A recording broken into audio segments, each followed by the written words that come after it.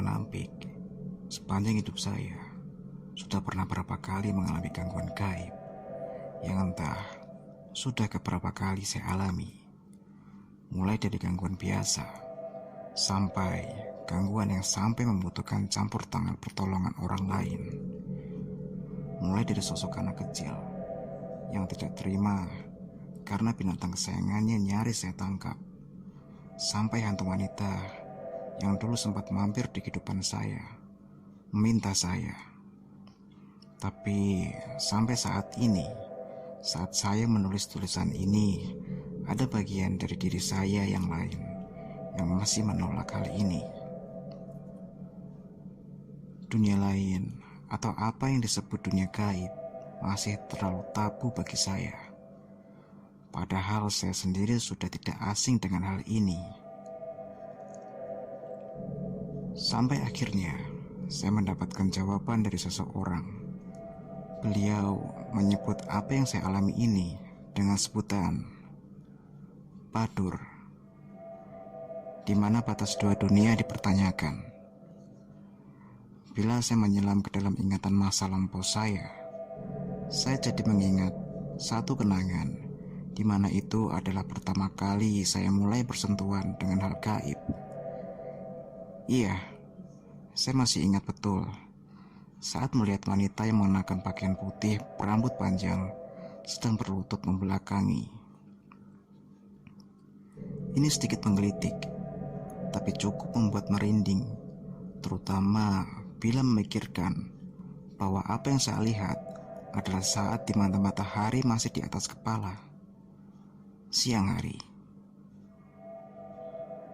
Tak hanya itu, saya sedang bersama kawan lain, lebih dari 5 anak. Jadi, apakah hantu benar-benar muncul di waktu malam? Rumah saya berjarak tak jauh dari kuburan. Di depan rumah saya ada lahan luas, lahan milik Burumbe. Kalian tahu siapa dia? Dari lahan Burumbe bisa melihat langsung ke arah gerbang kuburan, tempat saya melihat wanita misterius itu. Saya yang pertama melihat, lantas berhenti, mematung memandang ke sosok misterius tersebut, untuk membenarkan apakah yang saya lihat itu benar-benar saya lihat. Saya lalu memanggil sepupu saya. Bertanyalah saya kepadanya, "Itu apa?" Sepupu saya juga melotot, bingung, melihat bersama-sama ada keinginan untuk mendekati. Serius, waktu itu saya sudah berjalan perlahan-lahan mendekat, mungkin penasaran.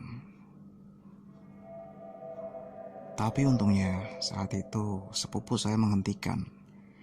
Dia lebih memilih memanggil Simbah, kakek saya yang kebetulan sedang berkebun di samping. Pergilah saya ke kakek bersama sepupu saya. Kami memaksa orang tua yang cukup renta itu untuk ikut melihat ke sosok wanita yang membelakangi kami, tepat di area kuburan. Saat kami menunjukkan itu kepada beliau, sosok itu hilang, lenyap, benar-benar tidak ada di tempatnya. Aneh. Saya dan sepupu bengong. Kakek ngedumel, marah, bilang kalau kami sedang mengerjainya. Saya bertanya ke sepupu untuk membenarkan apakah penglihatan saya menipu. Sepupu hanya menjawab, apa yang saya lihat juga dia lihat. Tapi bagaimana sosok misterius itu bisa menghilang?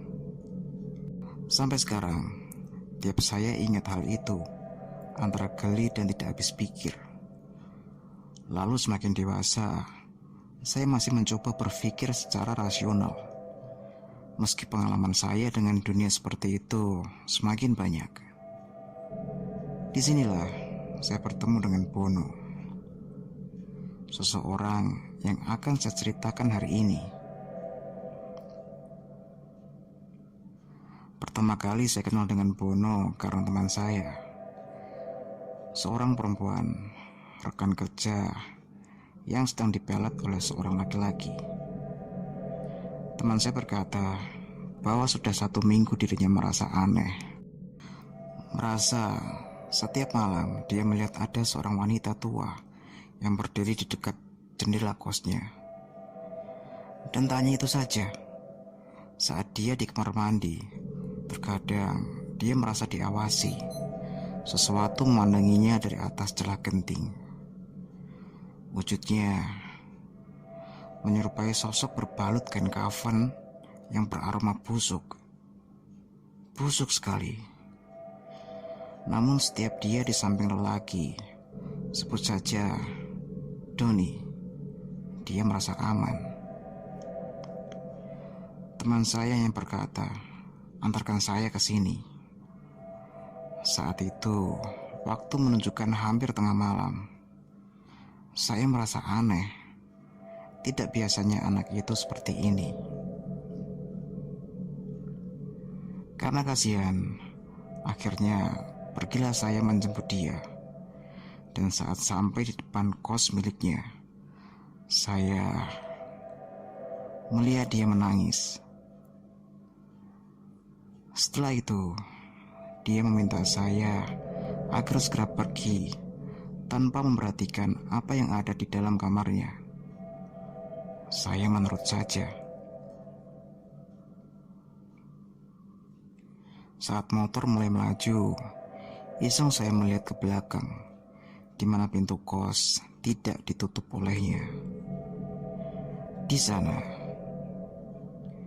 saya melihat seseorang berdiri di sana. Itu adalah dia. Wujudnya sama persis. Tapi teman saya yang duduk di belakang langsung mengatakan, "Tidak usah dilihat, cepat jalan." Selama perjalanan, saya tidak bisa bicara dengan dia. Badan saya sebenarnya merinding, bingung. Yang saya bonceng ini sebenarnya siapa? Setelah menempuh kurang lebih 2 jam perjalanan, sampailah di sebuah rumah yang sederhana. Rumah biasa 2 tingkat. Teman saya turun, lalu mengetuk pintu, memanggil nama, "Om, Om." Saya cuma melihat, mencoba mencerna di mana ini sebenarnya. Dan keluarlah lelaki berkumis tebal, parubaya. Di sini anehnya, entah bagaimana ceritanya, mungkin teman saya sudah menghubungi sebelumnya lewat WhatsApp. Karena lelaki parubaya yang kami temui seperti tahu kedatangan kami. Dan lebih anehnya lagi, saat menyuruh kami masuk di mana dia memanggil nama teman saya, sebut saja Mita, juga nama saya. Iya, dia tahu nama saya. Orangnya seperti bapak-bapak pada umumnya. Tidak ada yang istimewa dari dirinya. Saya hanya diam mendengarkan. Sedangkan Mita mulai menceritakan apa yang terjadi padanya. Saat itu dia mulai melakukan gerakan-gerakan seperti di TV. Saya yang melihat waktu itu tertawa. Mungkin saya tidak sopan, tapi saya sudah tidak tahan untuk tidak tertawa. Maksud saya, bahkan sampai saat ini, setiap melihat beliau membantu orang, termasuk membantu saya dengan gerakan-gerakannya, saya selalu tidak bisa menahan tawa dibuatnya, karena absurd. Tapi si bapak tidak marah. Beliau tetap melakukan yang entah apa itu. Lalu dia mulai mengatakan kalau di sekitar tempat kosnya ada yang menanam kain kafan diisi segenggam tanah kuburan, di mana di dalamnya diisi rambut Mita. Hal ini membuat lembut mengerumuni tempat tinggalnya.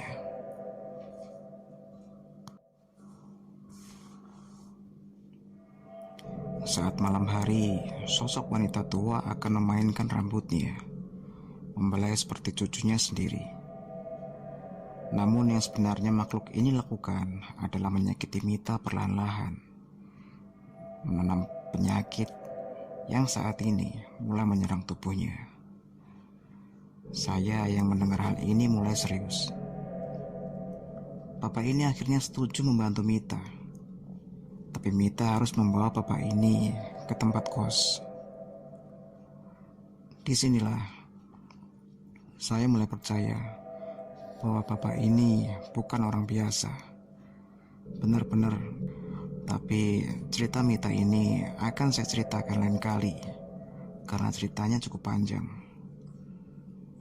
Malam ini saya hanya ingin menceritakan Padur tentang bapak yang saya panggil dengan Pak Bono ini, dan apa saja yang saya dapat dari kisah-kisah beliau sampai di titik ini.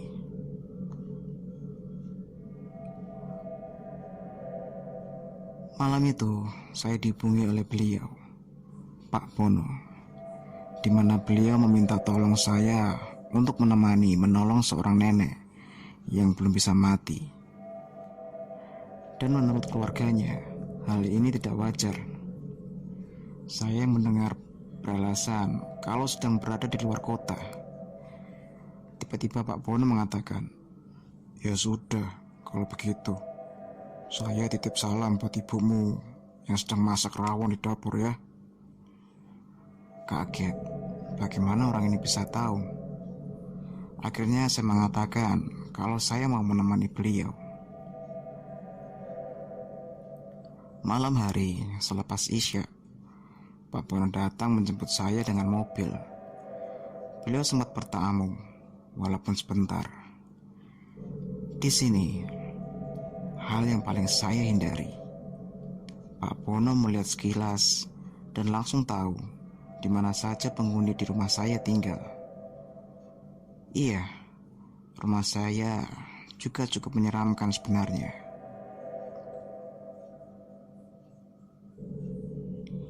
Kita berangkat saat waktu menunjukkan tengah malam di rumah kawan saya.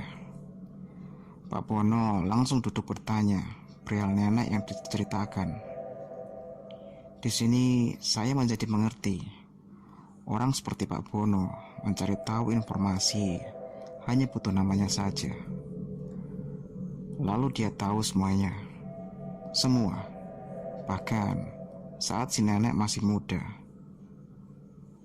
Mulai dari sifatnya yang nakal sampai masa saat dia pernah menikah lebih dari 5 kali.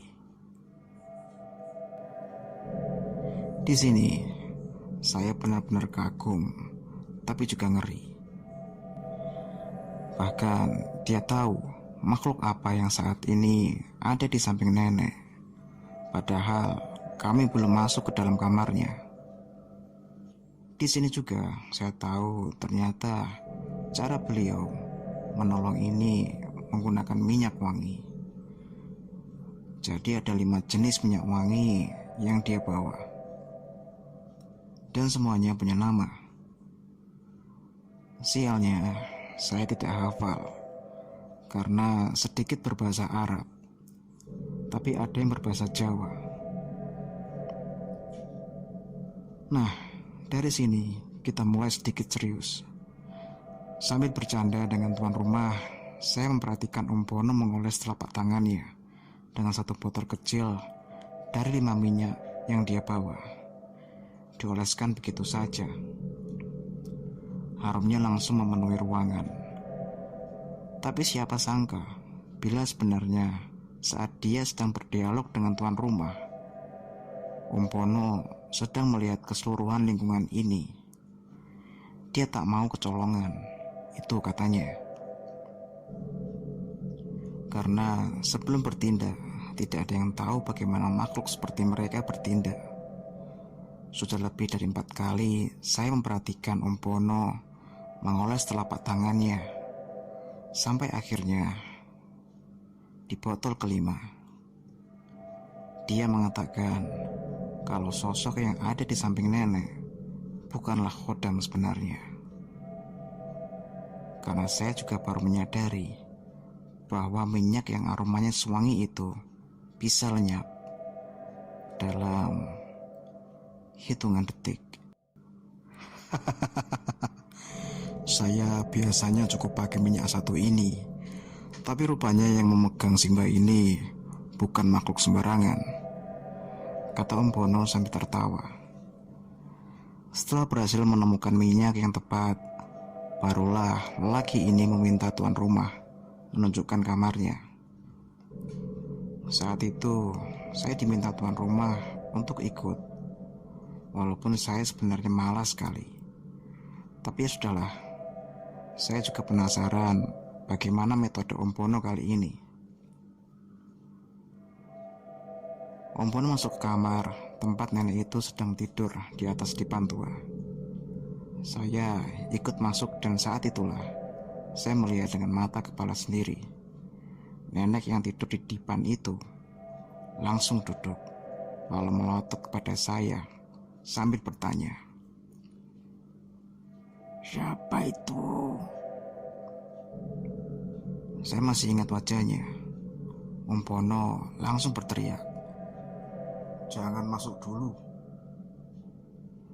Jantung rasanya tidak karuan. Badan langsung dingin. Sementara tuan rumah mengatakan kalau jangankan duduk, menggerakkan anggota tubuh saja itu harus dibantu. Di sini saya cukup terkejut mendengarnya. Cukup lama Om Bono berdialog dengan wanita tua ini. Saya dan tuan rumah hanya mendengarkan dari luar. Anehnya, dengan Om Bono, wanita tua ini baik sekali. Padahal biasanya dengan orang baru atau orang yang sebelumnya dimintai tolong, tak pernah seperti ini.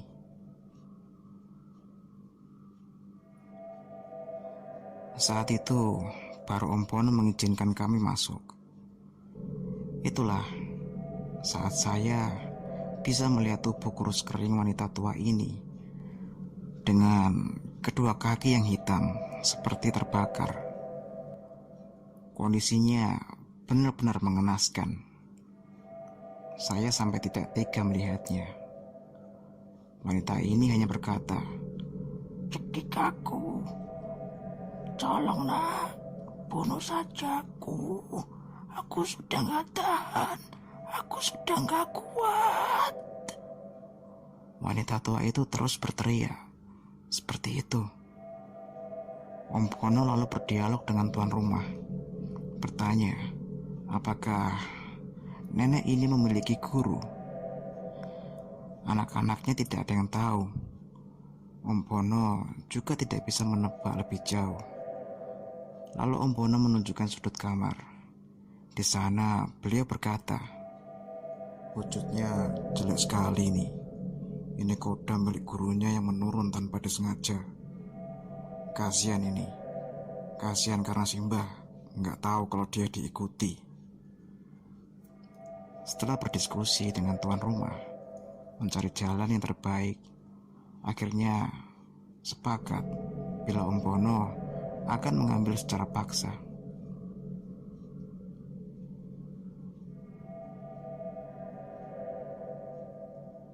Beliau memijat kaki wanita tua itu yang sebenarnya tidak bisa digerakkan, sembari bertanya kepada tuan rumah, "Pernah mengganggu ya?" Salah satu anaknya menjawab, "Pernah Om. Kadang dia suka memanggil-manggil, tapi suaranya itu terdengar bukan suaranya ibu. Dia suka menggoda malam-malam." Om Bono hanya mengangguk. Saya yang penasaran lalu bertanya, "Memanggil bagaimana ya?" Disinilah tuan rumah bercerita.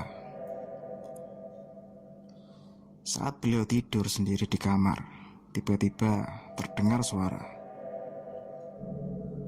"Ti, bangun Ti. Sini Nduk, ibu kangen." Ibu Sumiati akhirnya terbangun. Dia mencari sumber suara yang rupanya datang dari wanita tua itu.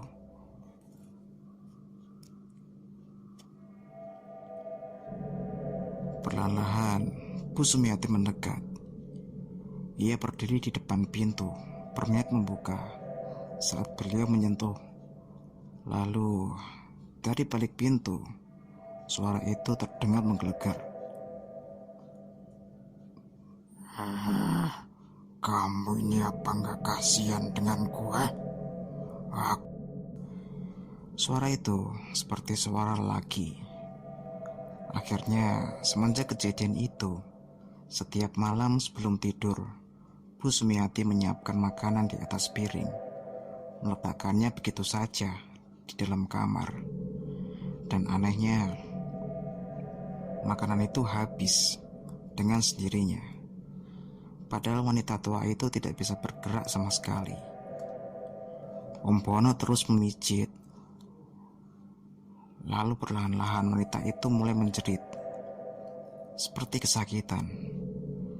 Padahal Om Bono hanya menyentuh kulitnya saja. Tapi rasanya teriakan wanita itu seperti badannya sedang dikuliti. Anak-anak dari wanita itu sampai meninggalkan ruangan, tidak sanggup melihat ibunya tersiksa seperti itu. Saya menemani Om Bono selama proses itu. Lama sekali. Sampai akhirnya wanita tua itu diam. Om Bono lalu memastikan bahwa tak ada lagi yang menahan si wanita ini. Untuk itu, Om Bono meminta baju bekas dari wanita tua ini. Om Bono berkata, khodam yang entah milik siapa ini menurun secara tidak sengaja. Ditambah, rupanya dulu wanita tua ini diam-diam memperagakan sesuatu yang Om Bono tidak bisa ceritakan.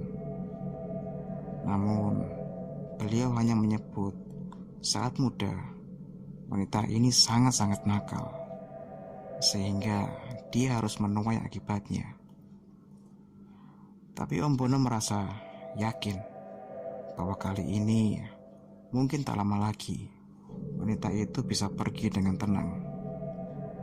Ia sudah membawa khodam itu, menyimpannya di dalam tubuhnya untuk dilepas di dalam rumahnya. Saya mendengar cerita itu dari mulutnya, kadang merasa bingung.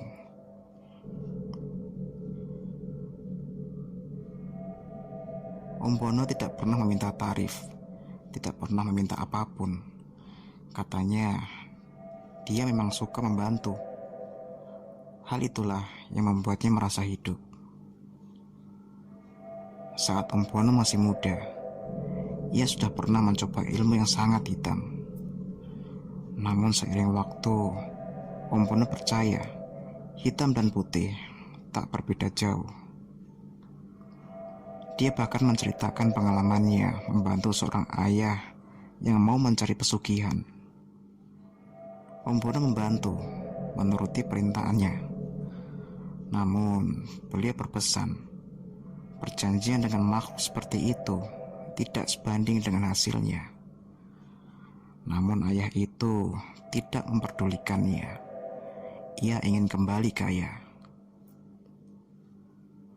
Saat itulah Om Bono menyadari bahwa manusia tidak lebih dari makhluk yang tidak tahu apa-apa dari luasnya dunia yang bisa dilihat dan tidak bisa dilihat. Ayah yang meminta pesugihan itu menjerit, melolong nyaris gila saat akhirnya menolak pesugihan itu setelah diperlihatkan apa yang harus dia bayar. Di mana di dalam semedinya ia melihat anak perempuan pertamanya dicapik-capik oleh buaya. Tulang belulangnya disisakan untuk si ayah sebagai ganti harta yang bisa diberikan. Tapi itu adalah kisah masa lalu Om Bono. Sekarang Om Bono memilih bekerja di pabrik obat, sembari sesekali membantu orang. Jujur, Om Bono ini adalah salah satu orang yang paling saya hormati. Selain bisa menjadi sosok kebapaan, beliau juga bisa menjadi sosok teman. banyak sekali pengalamannya tentang dunia. Tulisan ini saya buat untuk menghormatinya. Kalau di luar sana pasti masih banyak orang-orang baik yang tidak serta-merta menggunakan ilmunya untuk keburukan, seperti laki ini.